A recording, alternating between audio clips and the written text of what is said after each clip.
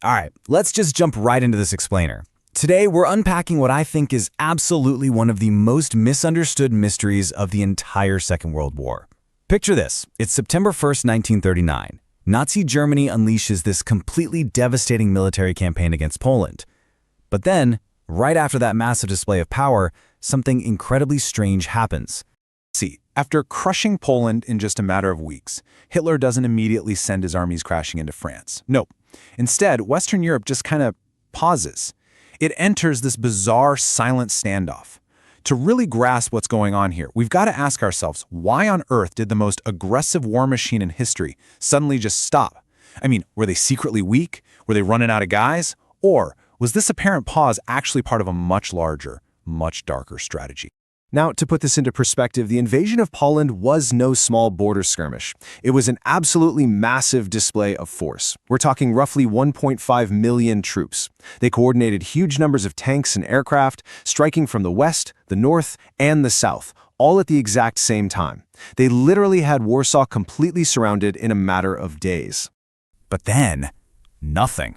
Instead of keeping up that rapid, terrifying onslaught westward, this eerie silence just falls over Europe. For months, you have millions of soldiers basically just staring at each other across these heavily fortified borders without firing a shot. It was such a strange, surreal period that the British famously started calling it the Phony War. And the Germans? Well, they jokingly called it the Sitzkrieg, which literally translates to the Sitting War. Part 1. Setting the board. To really make sense of this so-called Sitzkrieg, we have to step back a bit and look at how things were set up before the fighting even began. If you look at the years leading up to the invasion, a pretty clear pattern emerges, right? Hitler remilitarized the Rhineland, he took Austria, he occupied the Czech lands. And through all of this, Britain and France just kind of hoped that making concessions would contain him. But the real masterstroke, the thing that totally cleared his path to attack Poland, was signed in August 1939, the Molotov-Ribbentrop Pact. This was a massive shock to the world, a non-aggression agreement with the Soviet Union that essentially guaranteed Germany wouldn't be facing a catastrophic two-front war right out of the gate. Part 2. The Blitzkrieg myth. Because what's actually fascinating here is how the real history completely shatters what popular culture tells us about the German army in 1939. We all have this image in our heads, right? This invincible, fully mechanized, hyper-advanced Nazi blitzkrieg. Well, it turns out that's largely a myth. The historical reality is kind of shocking. The German military was actually heavily dependent on horses just to move their supplies around. They were dealing with severe logistical limits. And maybe most importantly, the German High Command was absolutely terrified of repeating history. They did not want to end up bogged down in another gruesome World War I-style trench war. That kind of war of attrition had utterly destroyed their economy before, and they knew it would lead to total collapse. So the big takeaway here is that this 1939 pause, it wasn't because they lacked ambition. Not at all. It was a frantic scramble. Think about it. Germany had to suddenly manage the occupation of Poland. But even worse for them, on September 3rd, Britain and France formally declared war. So now, Germany is staring down a completely new threat, a massive coalition war. Throwing themselves directly at the fortified French border was just way too dangerous. So they desperately needed time. Time to come up with a new plan to break the Allied defenses, all while juggling some really severe naval and economic limitations. Part 3. The ticking economic clock. And speaking of those limitations, let's pull back the curtain on what was really happening behind the scenes. Because while all those soldiers were just sitting on the border, there was a completely different, almost invisible battle raging, and it was all about resources. Modern war eats up just unimaginable amounts of steel, fuel, and ammunition. And Germany's industrial machine? It was desperately dependent on Swedish iron ore. A huge chunk of that ore was imported right through the Norwegian port of Narvik. German leadership knew without a shadow of a doubt that a long war heavily favored the British Empire.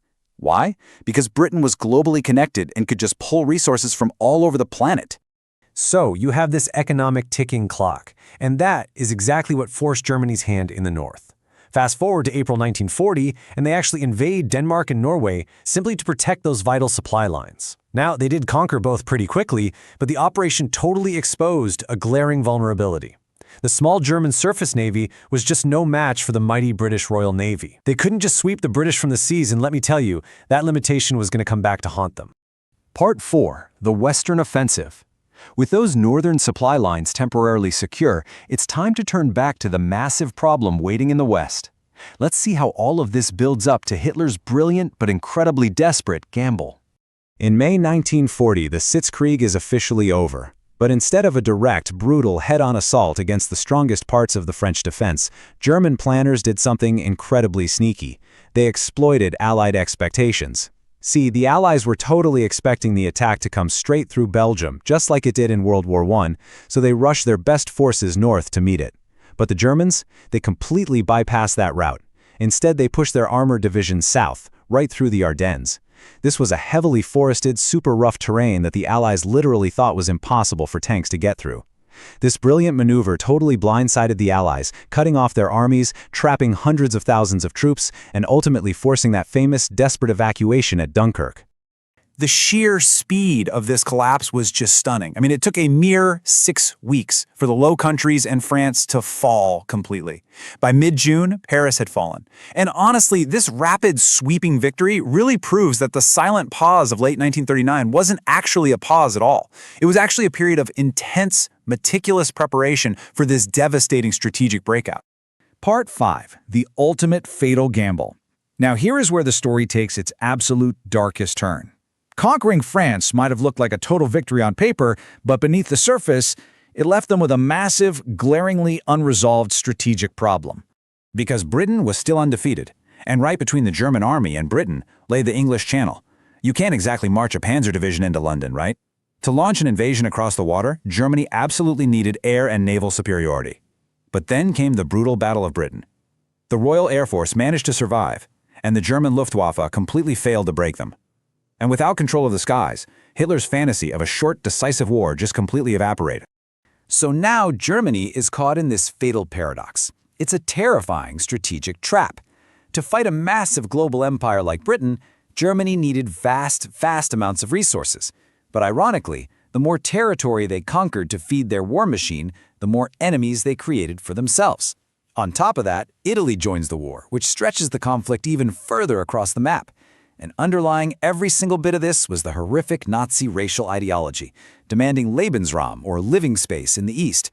They were literally stretching their military to the absolute breaking point.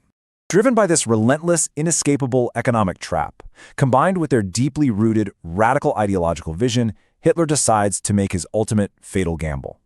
June 22, 1941. Germany launches Operation Barbarossa, a massive all-out invasion of the Soviet Union. When you look at it this way, the pause of 1939 was never about seeking peace, it was literally just a reset before an even more catastrophic expansion. And honestly, that brings us to the core lesson of this entire explainer. When we look past the whole Blitzkrieg myth and actually study the logistics, the desperate need for resources, and the frantic planning that went on behind the scenes during the 1939 pause, it leaves us with a truly fascinating question to ponder. How did a military machine that seems so overwhelmingly unstoppable on the battlefield completely blind itself to the fact that, by expanding so recklessly, it had already lost the grand strategy? It's just a profound reminder that tactical brilliance can sometimes march you straight into a strategic abyss. Thank you so much for walking through this history with me.